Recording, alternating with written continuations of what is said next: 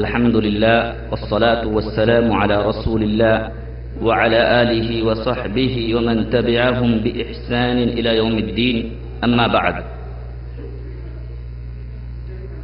সকল প্রশংসা মহান রব্বুল আলামিনের জন্য, যার অশেষ মেহেরবানিতে আজ আমরা দাম্মাম ইসলামিক সেন্টারের বাংলা বিভাগ কর্তৃক আয়োজিত ইসলামী বার্ষিক সম্মেলনের শুভ উদ্বোধন করতে যাচ্ছি। শুরুতেই মহান রব্বুল আলামিনের প্রশংসা করছি, যিনি আমাদেরকে এই তৌফিক দিলেন। আলহামদুলিল্লাহ।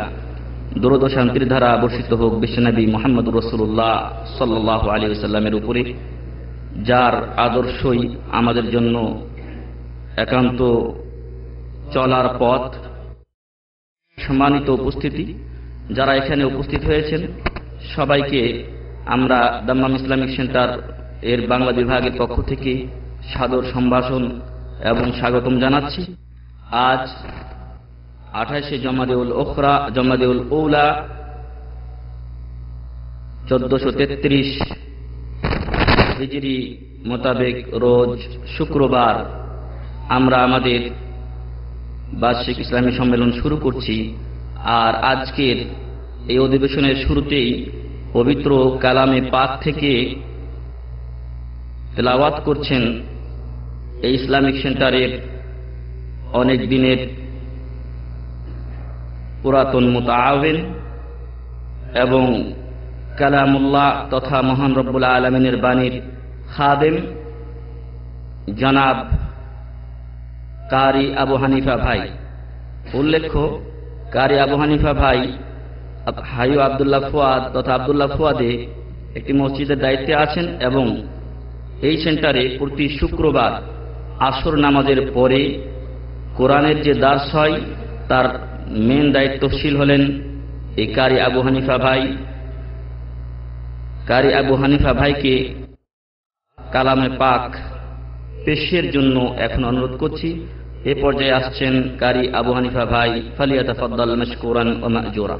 أعوذ بالله من الشيطان الرجيم. بسم الله الرحمن الرحيم.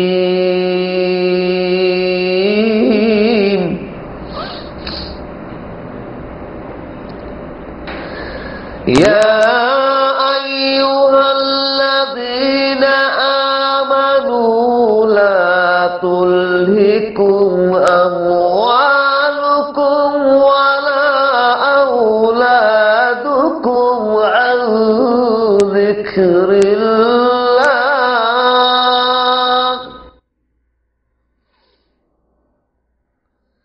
ومن يفعل ذلك فأولئك هم الخاسرون.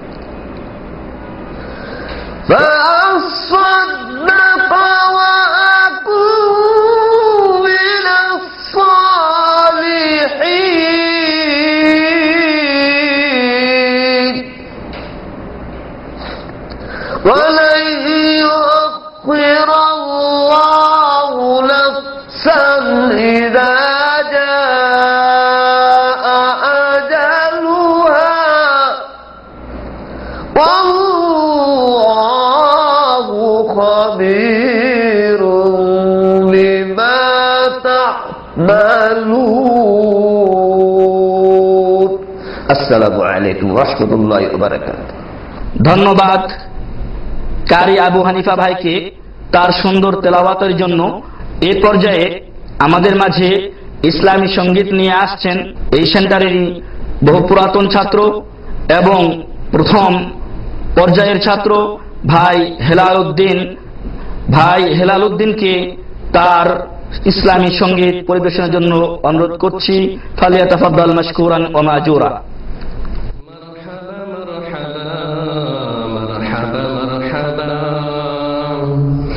مرحبا مرحبا مرحبا مرحبا এগিয়ে চল বিশ্ববাসী আহলে হাদিস যুবকদল, শাহাদাতের ওই কালিমা নিয়ে চল রে তোরা যুবকদল। মারহাবা মারহাবা মারহাবা মারহাবা। হয় কি রে তুই বীর মুজাহিদ মুয়াহিদ, তোর পরিচয় বিশ্ব জগৎ হার মানিবে, হবে রে তোর হবে জয়। বিশ্ব জগৎ হার মানিবে, হবে রে তোর হবে জয়। মারহাবা মারহাবা মারহাবা মারহাবা। এগিয়ে চল সারা বিশ্বের আহলে হাদিস যুবকদল, শাহাদাতের ওই কালেমা নিয়ে চল রে তোরা যুবকদল। কালেমার ওই দিব দাওয়াত, আল্লাহ ছাড়া ইলাহ নাই। কে আসবাই হও আগুয়ান এক কাতারে পা বাড়াই, কে আসবাই হও আগুয়ান এক কাতারে পা বাড়াই। লক্ষ মোদের এক লক্ষ মোদের এক আল্লাহ, বহু মাবুদের পতন চাই। মুহাম্মদ রাসূল মোদের, আল্লাহ ছাড়া ইলাহ নাই। মুহাম্মদ রাসূল মোদের, আল্লাহ ছাড়া মাবুদ নাই। মারহাবা মারহাবা মারহাবা মারহাবা। এগিয়ে চল সারা বিশ্বের আহলে হাদিস যুবকদল, শাহাদাতের ওই কালেমা নিয়ে চল রে তোরা যুবকদল। মারহাবা মারহাবা মারহাবা মারহাবা। শিরক বিদআত টুটব মোরা, হানব তাদের যত শির, ভাঙব তাদের কঠোর আঘাত আছে যত ভণ্ড পীর। ভাঙব তাদের কঠোর আঘাত আছে যত ভণ্ড পীর। ঢেলা পীরার তেনা পীর, ল্যাংটা পীরার আফিম পীর। ঢেলা পীরার তেনা পীর, ল্যাংটা পীরার গাজা পীর। ভণ্ডদের ওই আখড়া গুলি ভেঙে দাও হে নতুন বীর। ভণ্ডদের ওই খানকা গুলি ভেঙে দাও হে নতুন বীর। মারহাবা মারহাবা মারহাবা মারহাবা। এগিয়ে চল সারা বিশ্বের আহলে হাদিস যুবকদল, শাহাদাতের ওই কালেমা নিয়ে চল রে তোরা যুবকদল। মারহাবা মারহাবা মারহাবা মারহাবা মারহাবা মারহাবা মারহাবা মারহাবা। হেলাল ভাইকে তার সুন্দর ইসলামী সঙ্গীত পরিবেশনের জন্য ধন্যবাদ। এবং এরই সাথে আজকের অধিবেশনের প্রথম বক্তা শেখ রবিউল ইসলাম সাহেবকে আমরা আলোচনার জন্য অনুরোধ জানাচ্ছি। এই পর্যায়ে আলোচনা নিয়ে আসছেন খোবার ইসলামিক দাওয়া সেন্টারের সম্মানিত দায়ী শেখ রবিউল ইসলাম। শেখ রবিউল ইসলামকে তার মূল্যবান বক্তব্য পেশের জন্য অনুরোধ করছি। ফালিয়াতাফাদ্দাল মাশকুরান ওয়া মাজুরা। আসসালামু আলাইকুম ওয়া রাহমাতুল্লাহি ওয়া বারাকাতুহু। نحمده ونستعينه ونستغفره ونؤمن به ونتوكل عليه ونعوذ بالله من شرور أنفسنا ومن سيئات أعمالنا. من يهدي الله فلا مضل له ومن يضلل فلن تجد له وليا مرشدا. وأشهد أن لا إله إلا الله وحده لا شريك له وأشهد أن محمدا عبده ورسوله الذي أرسله بالحق بشيرا ونذيرا وداعيا إلى الله بإذنه وسراجا منيرا أما بعد فإن خير الحديث كتاب الله وخير الهدي هدي محمد صلى الله عليه وسلم وشر الأمور محدثاتها وكل محدثة بدعة وكل بدعة ضلالة وكل ضلالة في النار أعوذ بالله من الشيطان الرجيم بسم الله الرحمن الرحيم قل إن كنتم تحبون الله فاتبعني يحببكم الله ويغفر لكم ذنوبكم والله غفور رحيم. عن أبي هريرة رضي الله تعالى عنه قال قال رسول الله صلى الله عليه وسلم كل أمتي يدخلون الجنة إلا من أبى قيل يا رسول الله صلى الله عليه وسلم من أبى قال من أطاني دخل الجنة ومن عصاني فقد أبى রাহ বুখারী ও মুসলিম।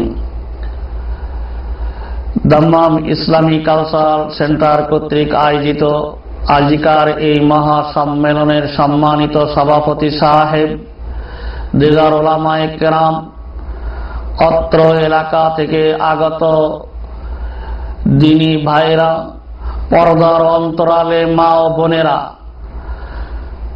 সর্বপ্রথম সে আল্লাহ রাব্বুল আলামিনের দরবারে কালেমাত শুকর আদা করি যে আল্লাহ রাব্বুল আলামিন আমাদেরকে প্রবাসের মাটিতে নিজেদের ভাষায় কোরআন এবং হাদিসের আলোচনা শুনবার জন্য, বুঝবার জন্য এবং অনুধাবন করে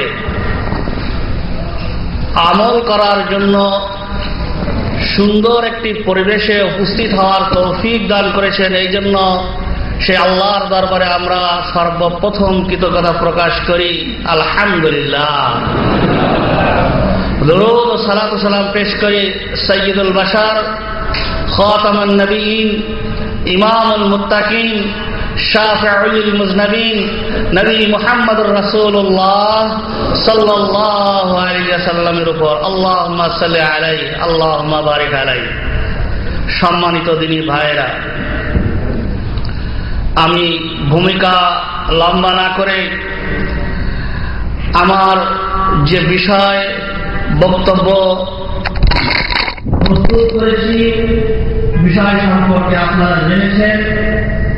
সময় যেহেতু অল্প, এই জন্য আমি সরাসরি আমার আলোচনার দিকে চলে যাচ্ছি। আলোচনার বিষয়টা আবারও আমি বলে দেই।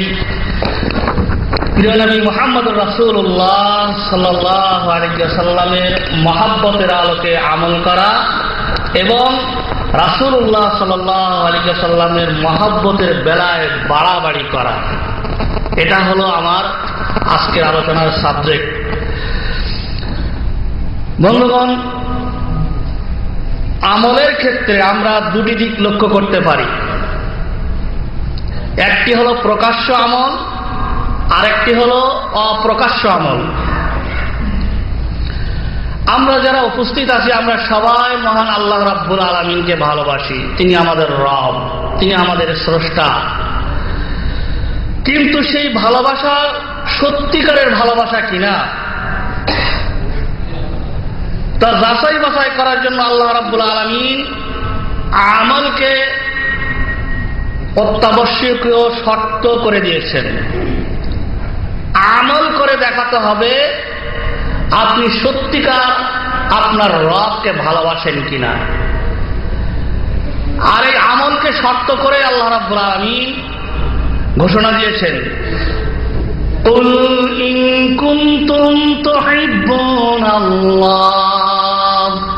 ফাত্তাবিউনি ইউহিব্বুকুমুল্লাহ ওয়া ইয়াগফির লাকুম যুনুবাকুম আল্লাহু গফুরুর রহিম। কুল, হে নবী আপনি বলে দিন, যদি তোমরা মহান আল্লাহকে ভালোবাসতে চাও তাহলে শর্ত হলো ফাত্তাবিউনি, আমাকে অনুসরণ করতে হবে, আমাকে অনুকরণ করতে হবে। ইউহিব্বুকুমুল্লাহ, তাহলে তোমাদের স্রষ্টা আল্লাহ রাব্বুল আলামিন তোমাদেরকে ভালোবাসবেন। সুবহানাল্লাহ। তাহলে এখানে শর্ত কিসের? প্রিয় নবী মুহাম্মদুর রাসূলুল্লাহ সাল্লাল্লাহু আলাইহি ওয়াসাল্লামকে টার্গেট করে আল্লাহ বলছেন নবীকে ভালোবাসতে হবে। নবীর ভালোবাসার মাধ্যমে আমার ভালোবাসা অর্জন হবে। শুধু তাই নয়, সত্যিকার যদি তোমরা আমার সিলেক্টেড নবীকে, ইলেক্টেড নয় সিলেক্টেড নবীকে যদি তোমরা ভালোবাসতে পারো, ওয়ায়াগফির লাকুম যুনুবাকুম, আমি রব্বুল আলামিন তোমাদের সমস্ত গুনাহ খাতাকে মাফ করে দেব। সুবহানাল্লাহ। শর্ত আল্লাহ বলে দিলেন যে নবীর ভালোবাসার মাধ্যমে তোমাদের সমস্ত জীবনের গুনাহ খাতা আমি মাফ করে দেব। আল্লাহু গফুরুর রহিম, আমি আল্লাহ গফুর এবং রহিম। বন্ধুগণ, তো রাসূলুল্লাহ সাল্লাল্লাহু আলাইহি ওয়াসাল্লামের ভালোবাসা বহিঃপ্রকাশের মাইক ফলক হিসাবে আমি কয়েকটা পয়েন্ট আলোচনা করব। নাম্বার 1, প্রথম পয়েন্ট হলো রাসূলুল্লাহ সাল্লাল্লাহু আলাইহি ওয়াসাল্লামকে আনুগত্য করা ফরজ। রাসূলুল্লাহ সাল্লাল্লাহু আলাইহি ওয়াসাল্লামকে আনুগত্য করা কি ফরজ। নামাজ আমাদের জন্য কি? কথাটা যেন একটু আসতে হচ্ছে, এতগুলো লোক। নামাজ আমাদের জন্য কি ফরজ। যাকাত আমাদের জন্য কি? তদ্রূপ প্রিয় নবী মুহাম্মদুর রাসূলুল্লাহ সাল্লাল্লাহু আলাইহি ওয়াসাল্লামকে আনুগত্য করা, তার অনুসরণ করা, তার অনুকরণ করা আমাদের জন্য কি ফরজ। ওই শুনুন, আল্লাহ রাব্বুল আলামিন বলছেন যদি আমরা এই আল্লাহর হুকুম পালন না করি তাহলে আমাদের পরিণতি কি? আল্লাহ রাব্বুল আলামিন বলেন, কুল আতিউল্লাহ ওয়ার রাসূল ফাইন তাওয়াল্লাউ ফাইন্নাল্লাহা লা ইউহিব্বুল কাফিরিন। সূরা আল ইমরানের 32 নম্বর আয়াত। হে নবী আপনি বলে দিন, আতিউল্লাহ ওয়ার রাসূল, তোমরা আল্লাহ এবং তার রাসূলের কি করো? ইতাআত করো, অনুসরণ করো, অনুকরণ করো। ফাইন তাওয়াল্লাউ, যদি তোমরা এর থেকে মুখ ফিরিয়ে নাও, মুখ ফিরিয়ে নাও, তাহলে কি হবে? ফাইন্নাল্লাহা লা ইউহিব্বুল কাফিরিন। শুনে রাখো, আল্লাহ কোন কাফেরদেরকে ভালোবাসেন না।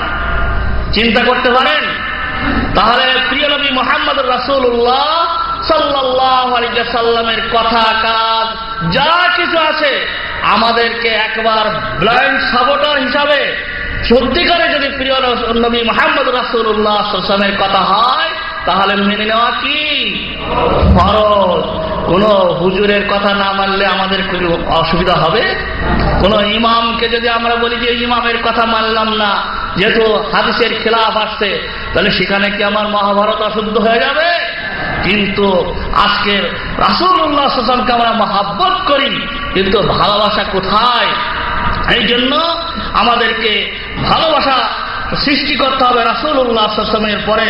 যে কথা একটু আগে বলছিলাম, নামাজ যেমন ফরজ আর যাকাত যেমন ফরজ, রাসূলের আনুগত্য করাও তেমনি ফরজ। সূরা আন-নূরে আল্লাহ রাব্বুল আলামিন ঘোষণা করছেন, আকিমুস সালাত ওয়া আতুজ যাকাত ওয়া আতিউর রাসূলা লাআল্লাকুম তুরহামুন। হে আমার বান্দা, তোমরা নামাজ কায়েম করো এবং নামাজ কায়েমের সাথে সাথে কি করো? যাকাত আদায় করো আর আমার রাসূলের ইতাআত করো, রাসূলুল্লাহ সাল্লাল্লাহু আলাইহি ওয়াসাল্লামের পথ অনুসরণ করো। তাহলে কি হবে? লাআল্লাকুম তুরহামুন, তাহলে তোমরা কি হবে? রহমত প্রাপ্ত হবে।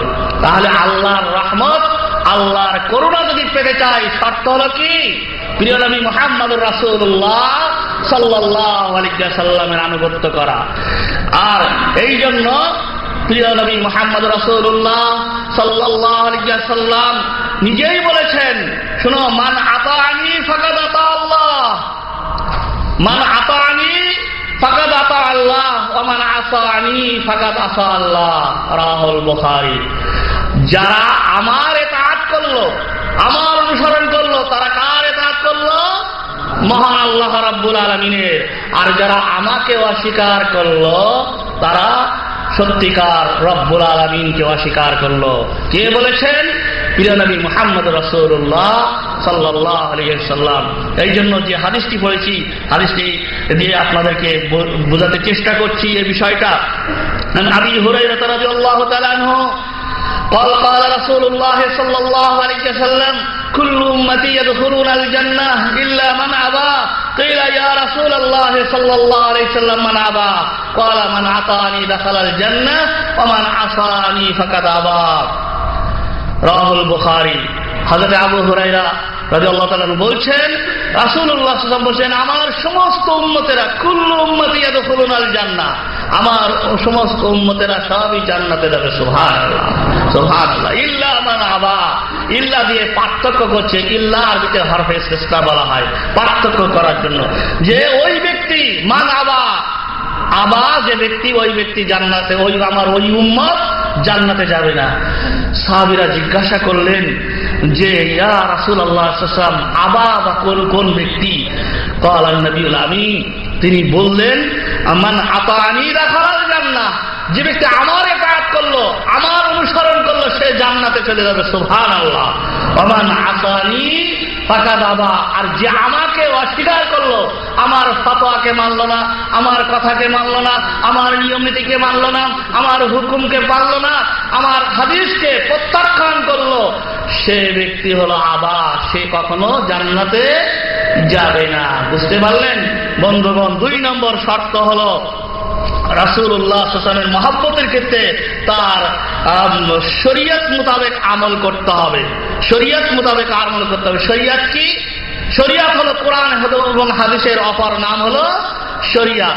শরীয়তের ব্যাপারে মহান আল্লাহ রাব্বুল আলামিন এর ওহী ছাড়া রাসূলুল্লাহ সাল্লাল্লাহু আলাইহি ওয়াসাল্লাম কোনো কথা বলেন নাই। কি বলেছেন? কি দলিল আছে আপনাদের কাছে? বলতে পারবেন? অবশ্যই বলতে পারবেন। বক্তৃতা শুনেন আর আয়াতগুলো নোট করেন। আল্লাহ রাব্বুল আলামিন তিনি নিজেই সাক্ষী দিয়ে বলছেন, ওয়ামা ইয়ানতিকু আনিল হাওয়া ইন হুয়া ইল্লা ওয়াহয়ুন ইউহা। সুবহানাল্লাহ। সূরা আন-নাজমের 3 এবং 4 নম্বর আয়াতে বলছেন, আমার নবী যে কথাগুলো তোমাদের কাছে উত্থাপন করে, যা বলে, আল্লাহর ওহী ছাড়া তার নিজের তরফ থেকে কোনো কথা তিনি বলেন না। এটাই হলো শরীয়ত। বুঝতে পেরেছেন? আল্লাহ রাব্বুল আলামিন এই শরীয়ত মোতাবেক আমল করতে বলেছেন। আমল করতে হবে, শুধু নবীকে নাম নিয়ে মুখে চুমা দিলে হবে না, আমলও করতে হবে। আমল করাটা ফরজ করে দিয়েছেন শরীয়ত মোতাবেক। ওই সূরা হাশরের 7 নম্বর আয়াত লক্ষ্য করুন, ওয়ামা আতাকুমুর রাসূলু ফাকুলুহু ওয়ামা নাহাকুম আনহু ফান্তাহু। যে আমার রাসূল সাল্লাল্লাহু আলাইহি ওয়াসাল্লাম যে জিনিস তোমাদেরকে দিয়েছেন সেটা কি করো? ফাকুলুহু, সেটাকে ধরো, আর যেটা নিষেধ করেছেন সেটাকে ত্যাগ করতে হবে। বন্ধুগণ, যতই আমরা যে আমল আমরা প্রতিদানযোগ্য মনে করি, যে আমল আমরা সওয়াবের আশা করি, সেটা হতে হবে অবশ্যই রাসূলুল্লাহ সাল্লাল্লাহু আলাইহি ওয়াসাল্লামের শরীয়ত মোতাবেক। কি ঠিক নাকি? যদি সেটা না হয় তাহলে গ্রান্টেড হবে না। মান আহদাসা ফি আমরিনা হাযা মা লাইসা ফিহি ফাহুয়া রাদ্দুন। এই হাদিস আমরা জানি যে রাসূলুল্লাহ সাল্লাল্লাহু আলাইহি ওয়াসাল্লাম যে নির্দেশ দিয়েছেন শরীয়তের ব্যাপারে, সেটাকে যদি কেউ গ্রহণ না করে, তাহলে যতই সে ভালো কাজ হোক না কেন, তা আল্লাহর দরবারে গ্রান্টেড হবে না। ফাহুয়া রাদ্দুন, সেটা গায়ের মকবুল হয়ে যাবে, সেটাকে রদ করে ফেলে দেওয়া হবে, সেটা কখনোই গ্রান্টেড হবে না। এই সম্পর্কে আপনারা একটা হাদিস শুনেছেন, প্রিয় নবী মুহাম্মদুর রাসূলুল্লাহ সাল্লাল্লাহু আলাইহি ওয়াসাল্লামের বাড়িতে 3 ব্যক্তি আসলেন। হযরত আনাস থেকে হাদিস বর্ণিত, বলছেন যে যা সালাতাতু রাহাতিন ইলা বুয়ুতি আজওয়াজিন নবী সাল্লাল্লাহু আলাইহি ওয়াসাল্লাম ইয়াসআলুনা আন ইবাদাতিন নবী সাল্লাল্লাহু আলাইহি ওয়াসাল্লাম, যে 3 ব্যক্তি এসে রাসূলুল্লাহ সাল্লাল্লাহু আলাইহি ওয়াসাল্লামের স্ত্রীদের কোন এক স্ত্রীর কাছে জিজ্ঞাসা করলেন যে রাসূলের ইবাদত কেমন ছিল। যখন জানানো হলো রাসূলুল্লাহ সাল্লাল্লাহু আলাইহি ওয়াসাল্লামের আমলের ফরমালা, কান্নাহুম তাকাল্লুহা, তারা ধারণা করলো 3 ব্যক্তি, আরে এটা তো খুব অল্প ব্যাপার স্যাপার। এই যে আমলের কথা শুনে রাসূলুল্লাহ সাল্লাল্লাহু আলাইহি ওয়াসাল্লাম আমলের কথা শুনে বলছেন এটা তো খুব কম বিষয়, এত বড় বিশ্ব নবী আর তার আমলের খবর শুনলাম। এই ঈশার নামাজের পরপরই ঘুমিয়ে পড়তেন, আবার ফজরের জন্য তাহাজ্জুদের জেগে উঠতেন, তো নবী হয়ে এত তাড়াতাড়ি ঘুমাতেন কেন? বিভিন্ন মুখে আলোচনা করছে, খুব আমলটা খুব কম। তখন তারা বলল, ওয়াইনা নাহানু আন নবী সাল্লাল্লাহু আলাইহি ওয়াসাল্লাম, আমরা কোথায় আর নবী সাল্লাল্লাহু আলাইহি ওয়াসাল্লাম কোথায়? গুফিরা লাহু মা তাকাদ্দামা মিন জামবি ওয়া মা তাআখার, যে নবীকে আল্লাহ রাব্বুল আলামিন সূরা আল ফাতহার 2 নম্বর আয়াতে বলছেন, হে নবী তোমার আগের এবং পরের গুনাহ সমস্ত মাফ করে দেওয়া হলো। সুবহানাল্লাহ, সুবহানাল্লাহ। তার ইবাদত না করলেও চলে, কিন্তু আমাদের তো করতে হবে। তখন একজন বলছে ঠিক আছে, আম্মা আনা ফাইন্নী উসাল্লি লাইলা আবাদান, আমি এমন একজন ব্যক্তি প্রথম বলছি 3 জনের ভিতরে একজন বলছে যে আমি সারা রাত নামাজ পড়ো ত্যাগ করব না, আর একজন বলছে আমি সারা জীবন আসুম দাহার ওয়ালা উফতির, আমি সারা জীবন কি করব? রোজা রাখবো, আমি ইফতার করব না। আর একজন বলছে আমি কখনো বিবাহ করব না, নারীর সংস্পর্শে যাব না, কখনো বিবাহ করব না। হাজা রাসূলুল্লাহ সাল্লাল্লাহু আলাইহি ওয়াসাল্লাম ফাকালা আনতুমুল লাযিনা কুনতুম কাযা ওয়া কাযা, তোমরা সেই লোক, তোমরা কি এই কথাগুলো বলছিলে যা আমি ঘরের থেকে শুনতে পেলাম? তখন তারা বলছে, হ্যাঁ আম্মা ওয়াল্লাহি ইন্নী লা আখশাকুমুল্লাহ, তিনি বলছেন আল্লাহর কসম করে বলি তোমরা শুনে রাখো, আমার চাইতে তোমরা আল্লাহকে বেশি ভালোবাসো না, আমার চাইতে তোমরা বেশি আল্লাহকে বেশি ভয় করো না। আমি এমন একজন ব্যক্তি, পৃথিবীর মধ্যে শ্রেষ্ঠতম ব্যক্তি, যে ব্যক্তি আল্লাহর সাথে বেশি ভয় করে, মহান স্রষ্টাকে বেশি কি করে? ভয় করে, সেই ব্যক্তি হলাম আমি। আর আমি বলছি যে আমি কি করি? রোজা রাখি, আবার আমি কি করি? রোজাও ছাড়ি, ইফতার করি। আর ওয়াসাল্লি, আমি নামাজে পড়ি, অর্কুদ এবং আরামও করি, এবং আমি মেয়েদেরকে বিবাহ করেছি, অর্থাৎ আমার স্ত্রীও আছে। হ্যাঁ, আমার রাগিবান সুন্নতি ফালাইসা মিন্নি, যে ব্যক্তি আমার এই সুন্নতকে ত্যাগ করবে সে কোনদিন আমার অন্তর্ভুক্ত নয়। চিন্তা করলেন? তাহলে যা কিছু করতে হবে আমাদের রাসূলুল্লাহ সাল্লাল্লাহু আলাইহি ওয়াসাল্লামের ফর্মুলা অনুযায়ী করতে হবে। বলছে তোমরা যে কথাগুলো বলেছো সারা রাত ইবাদত করবে না, আমি সারা রাত কখনো ইবাদত করি নাই, করেছি, কিন্তু আজকের সারা রাতের ইবাদত তো ফজিলাতের হাদিস শোনা যায়, বুজুর্গ সারা রাত ধরে এক পায়ে দাঁড়িয়ে ওই যে জীবন্ত মুরগির মতো, মোরগের মতো, গাধার মতো সারা রাত ইবাদত করেছে। ফজিলাতের হাদিস শোনেননি আপনারা? ফজিলাতের কথা শোনেননি? একেচ্ছা বহু পেয়ে যাবেন। তো যাই হোক, 3 নম্বর হলো রাসূলুল্লাহ সাল্লাল্লাহু আলাইহি ওয়াসাল্লামের সুন্নতের প্রচার এবং প্রসার করতে হবে।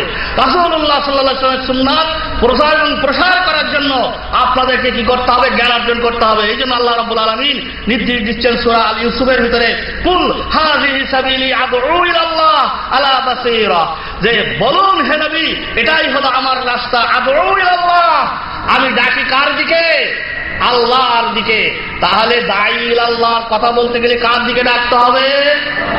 কোন পীর সাহেবের দিকে ডাকলে হবে? কোন মাযহাবের দিকে ডাকলে হবে? কোন খানকার দিকে ডাকলে হবে? সব কিছু বাতিল মতবাদকে পদাঘাত করে ডাকতে হবে একমাত্র আল্লাহকে, আল্লাহর পথে, আলা বাসীরাতিন, তিনি সজ্ঞানে, একেবারে মানে চাক্ষুষ জ্ঞান নিয়ে সজ্ঞানে আপনাকে কি করতে হবে? ডাকতে হবে। আনা ওয়া মান ইত্তাবানি, আমি এবং আমার যারা অনুসরণ করে, অর্থাৎ আমি তো ডাকি এবং আমার যারা অনুসরণ করবে, আমার যারা অনুসরণ করবে তাদেরকেও তারাও সজ্ঞানে ডাকে। তাহলে আপনারা জেনে রাখেন যে প্রিয় নবী মুহাম্মদ রাসূলুল্লাহ সাল্লাল্লাহু আলাইহি ওয়াসাল্লামের মানে সুন্নাতের উপর আমল করতে গেলে আমাদেরকে জ্ঞান রাখতে হবে। বন্ধুগণ, এটার পরের পয়েন্ট হলো, 4 নম্বর পয়েন্ট হলো রাসূলুল্লাহ সাল্লাল্লাহু আলাইহি ওয়াসাল্লামের মহব্বতের ক্ষেত্রে যে সুন্নাতকে সমুদ্র করে রাখার জন্য জান এবং মাল খরচ করতে হবে। জান এবং মাল আমাদেরকে খরচ করতে হবে। এ সম্পর্কে আল্লাহ রাব্বুল আলামিন সূরা তাওবার 88 নম্বরের আয়াতে বলছেন, লাকিনির রাসূলু ওয়াল্লাযীনা আমানু মাআহু জাহাদু বিআমওয়ালিহিম ওয়া আনফুসিহিম ওয়া উলাইকা লাহুমুল খায়রাত ওয়া উলাইকা হুমুল মুফলিহুন। রাসূলুল্লাহ সাল্লাল্লাহু আলাইহি ওয়াসাল্লাম এবং তার ঈমানদারের সাথীগণ তার সাথে জানমাল দিয়ে জিহাদ করেছেন, আর তাদের জন্য রয়েছে অনেক কল্যাণ, এবং তারাই হলো সফল কাম। ভালো করে খেয়াল করেন, আল্লাহ রাব্বুল আলামিনের নবীকে ভালোবাসার ক্ষেত্রে পঞ্চম যে পয়েন্ট হলো যে রাসূলুল্লাহ সাল্লাল্লাহু আলাইহি ওয়াসাল্লামকে কোনরূপ কষ্ট না দেওয়া। রাসূলুল্লাহ সাল্লাল্লাহু আলাইহি ওয়াসাল্লামকে কোনরূপ কষ্ট না দেওয়া। একটু যেন কথা বা নড়াচড়া খুব কম করেন, এগুলো একটু আগেই দিতে হতো। এগুলো এখন দেওয়া মানে বিশৃঙ্খলা সৃষ্টি করা, কোথাও কি বলার সুযোগ পাওয়া যাচ্ছে, সব ওইদিকেই চলে যাচ্ছে নজরগুলো। ওয়াল্লাযীনা ইউযুনার রাসূলা আল্লাহু লাহুম আযাবুন আলীম। যে রাসূলুল্লাহ সাল্লাল্লাহু আলাইহি ওয়াসাল্লামের বেশি কি করতে হবে, যারা আল্লাহ রাসূলকে কষ্ট দেয়, আল্লাহ রাব্বুল আলামিন বলছে তাদের জন্য রয়েছে আযাবুন আলীম, যন্ত্রণাদায়ক শাস্তি। এখন আপনারা প্রশ্ন করতে পারেন রাসূলুল্লাহ সাল্লাল্লাহু আলাইহি ওয়াসাল্লামকে কিভাবে কষ্ট দেয়? রাসূলুল্লাহ সাল্লাল্লাহু আলাইহি ওয়াসাল্লামকে কষ্ট দেওয়ার অর্থ যে রাসূলুল্লাহ সাল্লাল্লাহু আলাইহি ওয়াসাল্লাম যে নিয়ম এবং বিধি দিয়ে রেখে গিয়েছেন, তার মহব্বতের নামে সেগুলোকে জলাঞ্জলি দিয়ে নতুন নতুন কিছু সৃষ্টি করা, যা রাসূলুল্লাহ সাল্লাল্লাহু আলাইহি ওয়াসাল্লাম কখনো বলেননি। এগুলো যদি মানুষ করে, এটাকে রাসূলুল্লাহ সাল্লাল্লাহু আলাইহি ওয়াসাল্লাম অনেক কষ্ট দেওয়া হয়। এটা তৈরি করা মানে কি? রাসূলুল্লাহ সাল্লাল্লাহু আলাইহি ওয়াসাল্লামকে কষ্ট দেওয়া। রাসূলের নাম নিয়ে এগুলোর পরে আমল যখনই হবে, তখন রাসূল সাল্লাল্লাহু আলাইহি ওয়াসাল্লাম নিজেই কষ্ট পাবেন। তো 6 নম্বর মহব্বতের ক্ষেত্রে আমরা কি করে থাকি? রাসূলুল্লাহ সাল্লাল্লাহু আলাইহি ওয়াসাল্লামের প্রতি বেশি বেশি দুরূদ এবং সালাম পেশ করতে হবে। মহব্বত যদি আমরা করি, তাহলে দুরূদ এবং সালাম পেশ করতে হবে। এ সম্পর্কে আল্লাহ রাব্বুল আলামিন কুরআন মাজিদের সূরা আহজাবের 36 নম্বর আয়াতে বলছেন, ইন্নাল্লাহা ওয়া মালাইকাতাহু ইউসাল্লুনা আলান নবী ইয়া আইয়ুহাল্লাযীনা আমানু সাল্লু আলাইহি ওয়া সাল্লিমু তাসলিমা। এই হলো আমাদের রাসূলুল্লাহ সাল্লাল্লাহু আলাইহি ওয়াসাল্লামের দুরূদ পাঠ করতে হবে। বেশি বেশি করে তার দলিল পেশ করলাম। এখন এই দুরূদ যদি আপনার রাসূলের শিখানো দুরূদ না হয়, এই দুরূদ যদি রাসূলুল্লাহ সাল্লাল্লাহু আলাইহি ওয়াসাল্লাম কর্তৃক অ্যাটেস্টেড না হয়, তাহলে এটা কি কখনো কবুল হবে? করছেন কালেও কবুল হবে না। এতে রাসূলুল্লাহ সাল্লাল্লাহু আলাইহি ওয়াসাল্লাম বরং কষ্ট পাবে। এখন ভালোবাসার ক্ষেত্রে আমরা কি করছি? রাসূলের ভালোবাসার ক্ষেত্রে দেখা যায় আযান হয়েছে, যখন আশহাদু আন্না মুহাম্মাদুর রাসূলুল্লাহ বলছেন, চুমা দিয়ে এরকম বলি ইয়া রাসূলুল্লাহ, নারায়ে রিসালাহ, কত কিছু বলছে না। তারপরে দেখা যাচ্ছে দুরূদ যেটা পড়ার কথা সেটা আমরা পড়ি না। আমরা কি বলি? বানোয়াটি দুরূদ। যখনই এই আয়াত পড়া শেষ হয়ে যাবে, অমনি শুরু করে দিই, আল্লাহুম্মা সাল্লি আলা সাইয়্যিদিনা মাওলানা মুহাম্মদ ওয়া আলা আলি সাইয়্যিদিনা শাফি'না মুহাম্মদ। কি ভালো লাগলো না ভাই? কি বাংলাদেশে চলতো আমার নাকি সৌদি আরব আসলাম কি করতে? এক সময় যা গেছি আলহামদুলিল্লাহ। তো আমার মনে হয় নিম্মাল্লারা এখন আমার পেটের ভিতরে যা আছে শুরু যদি করিতে পারবে না ইনশাল্লাহ। কিন্তু এটা যখনই জানতে পারলাম যে এটা নয়, তখন থেকে ত্যাগ করেছি। আল্লাহ আকবার, যে আল্লাহ আজকের আমাদেরকে সঠিক পথ দেখিয়েছেন। তো আজকের এই যে দুরূদ যখন পাঠ করবেন, মহব্বতের পরিবর্তে সেখানে কি হবে? রাসূলুল্লাহ সাল্লাল্লাহু আলাইহি ওয়াসাল্লামকে কি করা হবে? অমহব্বত করা হবে, তার বেইজ্জতি করা হবে, তাকে কষ্ট দেওয়া হবে। আসুন এবার আল গুলু ফি মুহাব্বতি রাসূলুল্লাহ সাল্লাল্লাহু আলাইহি ওয়াসাল্লামের বাড়াবাড়ি বলতে প্রশংসা ও আমলের ক্ষেত্রে সীমা লঙ্ঘনকে বোঝায় বাড়াবাড়ি। এই সম্পর্কে প্রিয় নবী মুহাম্মদ রাসূলুল্লাহ সাল্লাল্লাহু আলাইহি ওয়াসাল্লাম কঠোর হুঁশিয়ারি দিয়েছেন, ইয়্যাকুমাল গুলু, যে তোমরা বাড়াবাড়ি করবে না। ফাইন্নামা আহলাকা মান কানা ক্বাবলাকুম আল-গুলু, কেননা তোমাদের পূর্ববর্তী যত মানুষ ধ্বংস হয়েছে এই বাড়াবাড়ি করার কারণে। এই জন্য মুসলিম শরীফের একটি হাদিস, প্রিয় নবী মুহাম্মদ রাসূলুল্লাহ সাল্লাল্লাহু আলাইহি ওয়াসাল্লাম এই হাদিসে বলেছেন, হালাকাল মুতানাত্তিউন, হালাকাল মুতানাত্তিউন, হালাকাল মুতানাত্তিউন, যারা বাড়াবাড়ি করেছে তারা ধ্বংস হয়েছে, যারা বাড়াবাড়ি করেছে তারা ধ্বংস হয়েছে, যারা বাড়াবাড়ি করেছে তারা ধ্বংস হয়েছে। তো রাসূলুল্লাহ সাল্লাল্লাহু আলাইহি ওয়াসাল্লাম সম্পর্কে আমরা দু ধরনের বাড়াবাড়ি করে থাকি। একটা হলো আকীদাগত বাড়াবাড়ি। ভাই কি বললাম, রাসূলুল্লাহ সাল্লাল্লাহু আলাইহি ওয়াসাল্লামের বাড়াবাড়ি ক্ষেত্রে কয় প্রকার করে থাকি? দুই প্রকার। একটা হলো আকীদাগত বাড়াবাড়ি, বুঝছেন তো, আর দুটো হলো আমলের ক্ষেত্রে বাড়াবাড়ি। আকীদাগত বাড়াবাড়ি কি? আকীদাগত বাড়াবাড়ি হলো প্রিয় নবী মুহাম্মদুর রাসূলুল্লাহ সাল্লাল্লাহু আলাইহি ওয়াসাল্লামকে নূরের নবী বলা। হায় রে মুসলমান, হায় রে মুসলমান, এখনো আকীদাকে সংশোধন করতে পারেন, নামাজ পড়ে কি হবে? আকীদাকে এখনো সংশোধন করতে পারেনি। আপনি কি জবাব দিবেন কবরের ভিতরে যখন রাসূলুল্লাহ সাল্লাল্লাহু আলাইহি ওয়াসাল্লাম সম্পর্কে জিজ্ঞাসা করবে? আপনি নামাজ পড়ে কপাল কালো করে ফেলছেন, নামাজ পড়ে আপনি তাহাজ্জুদ গুজারি হয়ে বড় নিজেকে আল্লামা বলছেন, বড় বড় ডিগ্রি আপনার থাকতে পারে, কিন্তু রাসূলুল্লাহ সাল্লাল্লাহু আলাইহি ওয়াসাল্লাম তিনি নূরের ছিলেন কি মাটির তৈরি ছিলেন তাও এখনো আপনি কনফার্ম করতে পারেননি। এই জন্য আপনার কি হবে আপনি এখনো চিন্তা করতে পেরেছেন কি? অথচ রাসূলুল্লাহ সাল্লাল্লাহু আলাইহি ওয়াসাল্লাম বলেছেন, লা তাতুরুনি কামা আতরুতিন নাসারা ঈসা ইবনে মারইয়াম, ইন্নামা আনা আব্দুন ফাকুলু আব্দুল্লাহি ওয়া রাসূলুহু, রাহুল বুখারী। রাসূলুল্লাহ সাল্লাল্লাহু আলাইহি ওয়াসাল্লাম বলেছেন, দেখো তোমরা আমাকে নিয়ে বাড়াবাড়ি করবে না, আমরা নূরের বলে থাকি, এটা বাড়াবাড়ি না? কোরআন মজিদ সাক্ষী দিচ্ছেন সূরা কাহফের 110 নম্বর আয়াতে, কুল ইন্নামা আনা বাশারুম মিসলুকুম, আমি তোমাদের মতো একজন, বলো আমি তোমাদের মতো একজন মানুষ, ইউহা ইলাইয়া আন্নামা ইলাহুকুম ইলাহু ওয়াহিদ। হ্যাঁ, আমার আর তোমাদের মধ্যে পার্থক্য হলো আল্লাহ আমার কাছে ওহী করে থাকেন আর তোমাদের কাছে ওহী করেন না, তাই না? এটা আমরা পেয়েছি। তারপরে কোরআনে বহু দলিল বলেছি, তারপরে বলে নূরের তৈরি, আর বেশ সুন্দর করে দেখা যায়, বেশ বলে ভালো। আসলে এগুলো মহব্বতের কারণে ছাড়তে পারে না, কারণ বিদাত জিনিসগুলো এগুলো মহব্বত এর ভিতরে রয়েছে। বলে তুমি যে নূরের রবি নিখিলের ধ্যানের সবই, তুমি না এলে দুনিয়ায় আধারে ডুবিত সবই, ইয়া নবী শুরু করে দেয়, তাই না? আসলে কি জানেন, এটা বললে মানুষের একটু যদি সুর ভালো থাকে তাহলে লোক একটু ঝাড়াফড়া করে বসে যে না আজকের মনে হয় হুজুর খুব মজা হবে, ভালো। কিন্তু আমাদের মতো এখন দাওয়াত সেন্টারের যারা আলেন, শায়েখ মতুর রহমান সাহেবের মতো আলেন, যদি কথাগুলো শুদ্ধ বলে তো বলছে একটা ওয়াজ হলো, এর ভিতরে কোনো সুর নাই, এর ভিতরে কোনো তাল নাই, তারপরে একটু ভালো লাগছে না। তো এই কারণেই বক্তারা উঠেই আগে কি করবে, এগুলো ঝুলবে, মানুষগুলোকে একটু কি করে মাতিয়ে নেবে, এই সাহের কোনো দ্বিতীয় ফর্মুলা নেই। তো এখন নূরের যদি হয়ে থাকে তাহলে চিন্তা করুন নূরের নবী কি করে হয়। নূর হলো আলো, এর কোনো হাড় হাড্ডি মাংস আছে কি? আছে। কিন্তু আপনার নবীর ছিল কিনা, আমার নবীর ছিল কিনা? এগুলো ছিল। আসলে কি, একটি কথা শুনে রাখেন, এবার বেশি বলবো না, সময় শেষ প্রায়। তো একটি কথা শুনে রাখেন, আল্লাহ রাব্বুল আলামিন প্রিয় নবী মুহাম্মদুর রাসূলুল্লাহ সাল্লাল্লাহু আলাইহি ওয়াসাল্লামকে নূরের সাথে কি তুলনা করেছেন, উদাহরণ দিয়েছেন, তুলনা করেছেন, বুঝতে পেরেছেন? কিন্তু সৃষ্টি করেন নাই। তুলনা করা আর সৃষ্টি করা কিন্তু ফার ডিফারেন্স, আসমান এবং জমিনের মতো পার্থক্য, তাই না? তুলনা কেমন?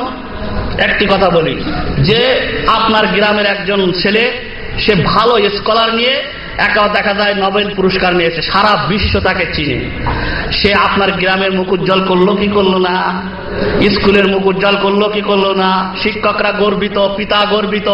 এখন দেশে ফেরার পরে আপনারা কি করছেন, একটা অনুষ্ঠান করছেন, করার পরে এইবার গভর্নিং বডির সভাপতি উঠে বক্তব্য দিচ্ছেন বা হেডমাস্টার বলছেন আমাদেরই কলিজার টুকরা আমরা হাতে করে মানুষ করেছি, তিনি এখন উজ্জ্বল নক্ষত্র হিসাবে আমাদের কাছে আবির্ভূত হয়েছেন। তিনি এখন আকাশে উজ্জ্বল নক্ষত্র বক্তব্য রাখছেন, উজ্জ্বল নক্ষত্র। তা আসলে কি ও নক্ষত্র? আসলে কি নক্ষত্র? নক্ষত্র বসবাস করছে কোথায়? আকাশে। নক্ষত্রের কাজ কি? আলো দান করা। তো বলতে চাচ্ছেন ইনি আমাদেরকে কি করেছেন? মুখ উজ্জ্বল করেছেন, তাই উজ্জ্বল নক্ষত্রের সাথে তুলনা করছেন। বুঝতে পেরেছেন? আসলে সে উজ্জ্বল নক্ষত্র নয়।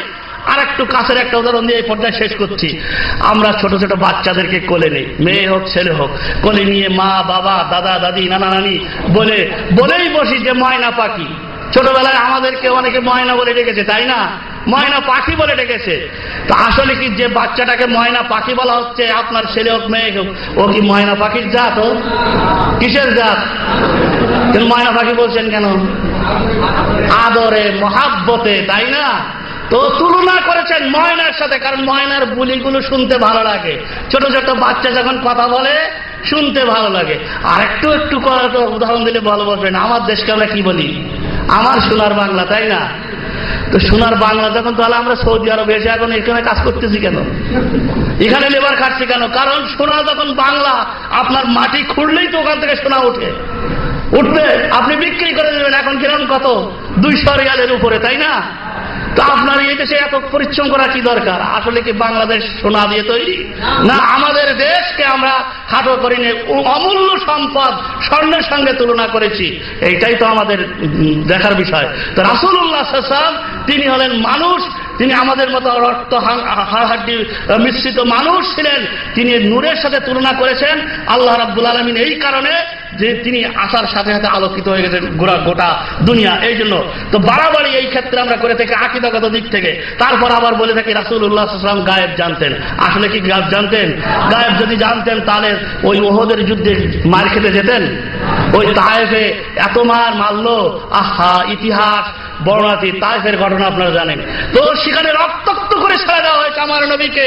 তো সেখানেই দেখা গেল যে যদি গায়েব জানতেন তাহলে যেতেন না, এরকম অনেক কিছু আছে। তারপরে আবার বলা হয় রাসূলুল্লাহ সাল্লাল্লাহু আলাইহি ওয়াসাল্লামকে হায়াতুন নবী। হায়াতুন নবী মানে এখনো দুনিয়া যেমন বেঁচে ছিলেন এখনো সেই রকম বেঁচে আছেন। নাউযুবিল্লাহ। যদি বেঁচে থাকে তো দুনিয়ায় বেঁচে থাকলে তো স্ত্রীর প্রয়োজন আছে, তাই না? স্ত্রীর মহব্বতের প্রয়োজন আছে, বা দুনিয়ার খানাপিনার প্রয়োজন আছে। আছে কি এরকম সিস্টেম তার কবরের সাথে কোনো রিলেশন? তা হায়াতুন নবী বলা হয় কেন? এটা আল্লাহ বলছেন ইন্নাকা মাইয়িতুন ওয়া ইন্নাহুম মাইয়িতুন। আল্লাহ পরিষ্কার বলছেন হে নবী তোমার মৃত্যু হবে, আবার যারা বলছে তাদেরকে মৃত্যু হবে, সবাইকে মৃত্যুর স্বাদ গ্রহণ করতে হবে। এবার আমলের ক্ষেত্রে বাড়াবাড়ি দিয়ে একটা পয়েন্ট বলে শেষ করে দিচ্ছি। আমলের ক্ষেত্রে আসে কি রাসূলের নামে মিলাদুন নবী পড়ছি, তাই না? মিলাদ পড়া এটা হলো অতিরিক্ত বাড়াবাড়ি। কারণ এই মিলাদ সৃষ্টি হয়েছিল রাসূলুল্লাহ সাল্লাল্লাহু আলাইহি সাল্লামের মৃত্যুর প্রায় কত 600 বছর পরে গিয়ে, 600 বছর পরে গিয়ে বা 500 কত বছর পরে। এটা একটা বলা হচ্ছে 604 হিজরি, আর একটা বলে 625 হিজরিতে এই মিলাদ মুজাফফরউদ্দিন কাউকবুরি, ইরবিলের গভর্নর মুজাফফরউদ্দিন কাউকবুরি সালাউদ্দিন আইয়ুবীর দুলাভাই ছিলেন, সেই তৈরি করেছে, বদমাইশ নুসখ তৈরি করেছিল এটা। তারপরে উচ্চ স্বরে জিকির করা, আজকার করা, এগুলো বাড়াবাড়ি করা। তারপর শবে বরাত পালন করা। শবে বরাত সৃষ্টি হয়েছিল 448 হিজরিতে। কত হিজরিতে? 448 হিজরিতে। স্থান কোথায়? ওই যে ফিলিস্তিনের মসজিদে। 448 রাসূলুল্লাহ সাল্লাল্লাহু আলাইহি ওয়াসাল্লাম মৃত্যুবরণ করেছিলেন কত হিজরিতে? বলেন, কত হিজরিতে মৃত্যুবরণ করেছিলেন? 11 হিজরিতে ইন্তেকাল করেছিলেন। তাহলে 448 থেকে 11 বাদ দিলে কত হয়? রাসূলুল্লাহ সাল্লাল্লাহু আলাইহি ওয়াসাল্লাম মৃত্যুর কত বছর? 438 বছর ধরেন, 37 বছর কি 35 বছর ধরেন, হিসাব করে বাইর করেন। তাহলে সেইখানে এই শবে বরাত তৈরি ছিল, সেটাকে এখন ঘাটা করে রাসূলের নামে চ্যালেঞ্জ দেওয়া হচ্ছে। ওযুর সময় গার্দান মোছে করা। আসেন অনেক ভাই এখনো এই রোগের রুগী থাকলে ভালো হয়ে যান, এই রোগের রুগী যদি থাকে এর ভিতরে ভালো হয়ে যান। আর যদি কোনো এইরকম রুগী কখনো ধরা পড়ে তাকে আপনারা ট্রিটমেন্ট করবেন, বলবেন যে প্রিয় নবী মুহাম্মদুর রাসূলুল্লাহ সাল্লাল্লাহু আলাইহি ওয়াসাল্লাম কিতাবুল ওযু বলে একটা অধ্যায় রচনা করেছেন, এর ভিতরে ঘাড় মোছা করার কোনো নেই, বলে এটা মুস্তাহাব। তো মুস্তাহাব শব্দের অর্থ রাসূলুল্লাহ সাল্লাল্লাহু আলাইহি ওয়াসাল্লাম জানতেন না? আপনি হুজুর এত ভালো জানেন? হ্যাঁ, মুস্তাহাব কোনটা রাসূলুল্লাহ সাল্লাল্লাহু আলাইহি ওয়াসাল্লাম জানতেন না? কিন্তু এটা পেলেন কোথায়? দলিল চাইবেন, তারপর সারা রাত ধরে ইবাদত করা, সারা রাত ধরে। আর তারপরে আবার একটা নতুন ট্র্যাডিশন হয়েছে, এটা বলে শেষ করে দিচ্ছি, সময় শেষ সে প্রায়। তো কি এখন পেশাব করার পরে কুলুপ নিয়ে দৌড়াদৌড়ি শুরু করা, রুগী দেখেছেন? আছে কোথাও? সৌদি আরবিয়া কিন্তু নেই, আছে সৌদি আরবে দেখেনি কিন্তু এই রোগের রুগী বাংলাদেশে মাশাআল্লাহ বহুত রয়েছে। আর এই রুগীদের হাদিস হলো কোনটি জানেন? তাদের হাদিস হলো মকসুদুল মুমিনিন। কোন হাদিসের কিতাবে এই নেই কুলুপ নিয়ে দৌড়াদৌড়ি করা। আহা, কি সিস্টেম বাইর করেছে! এই সিস্টেম এ সম্পর্কে আমি কি বলবো?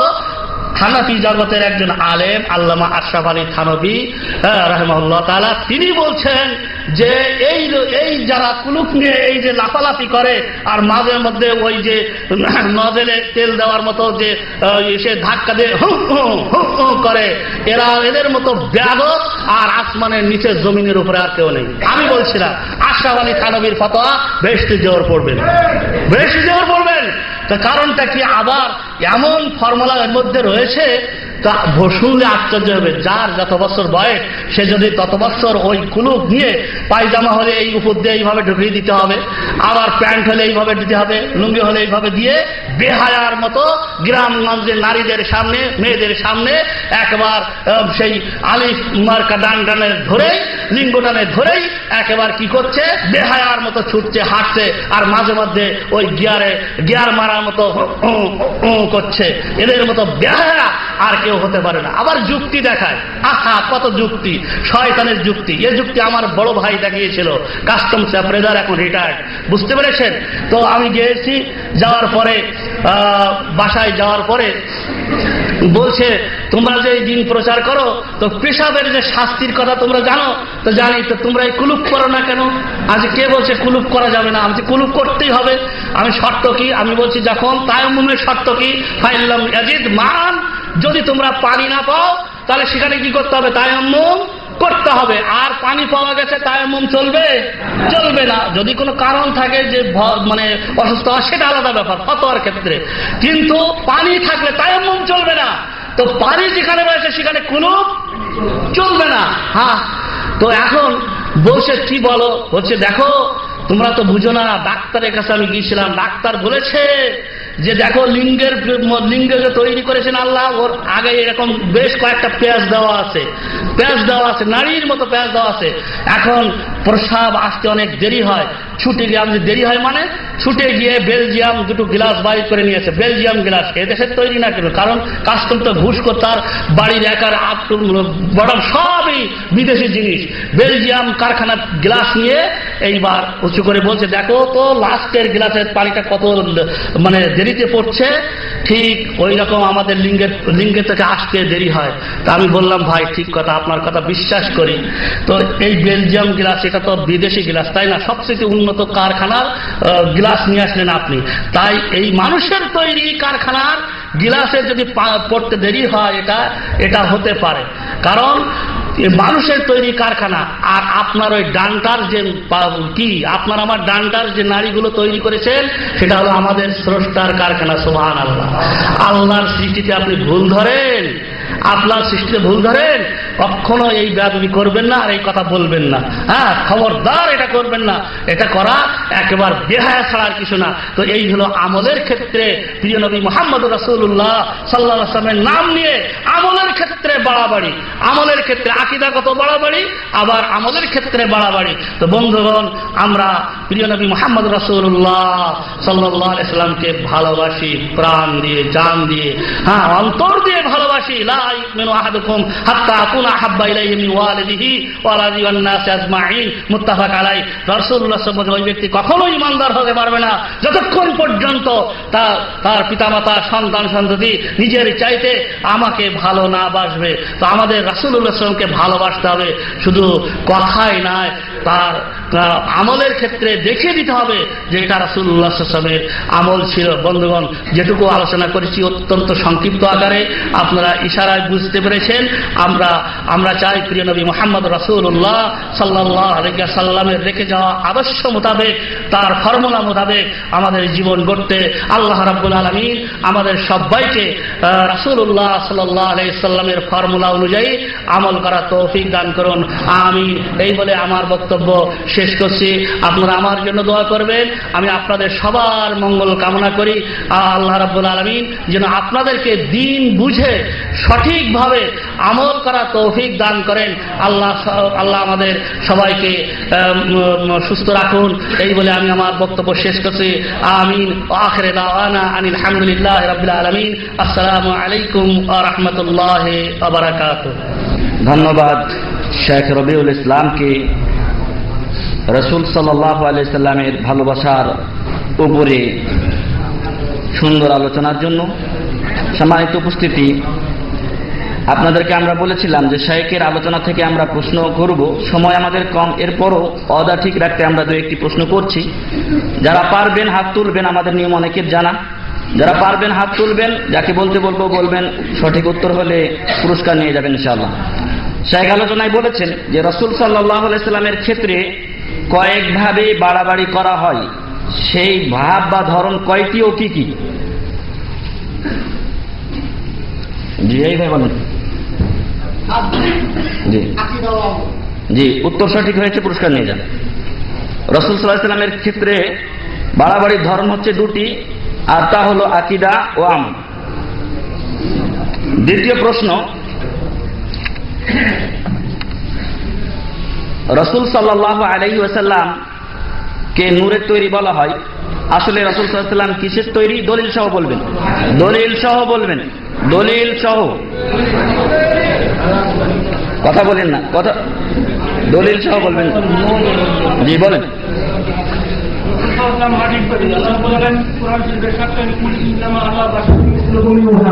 আমি তোমাদের মতো একজন মানুষ, তোমার মধ্যে আমার মধ্যে পার্থক্য, আমার কাছে আল্লাহ নবী আছে, আমাদের কাছে নবী আছে। মাশাআল্লাহ, উত্তর সঠিক হয়েছে, পুরস্কার নিয়ে যান।